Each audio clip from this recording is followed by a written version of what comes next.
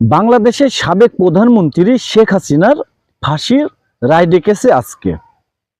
বাংলাদেশের সাবেক প্রধানমন্ত্রী টানা 16 বছর ক্ষমতায় ছিলেন এই স্বৈরাচারী সরকার, যাকে এখন বর্তমানে সবাই স্বৈরাচারী সরকার বলে ডাকে।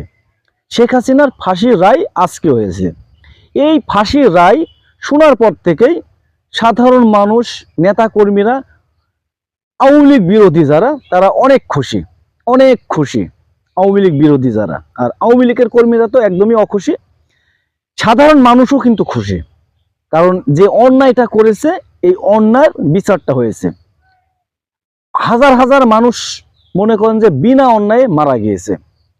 বিএনপি জামাতের অনেক নেতাদেরই একদমই অন্যায়ভাবে ফাঁসি দিয়েছে, তার মতন করে দেশ চালিয়েছে। তার সাজা কিন্তু আজকে শেখ হাসিনা হাড়ে হাড়ে টের পাইল। এই যে শেখ হাসিনার ফাঁসির কথা শুনে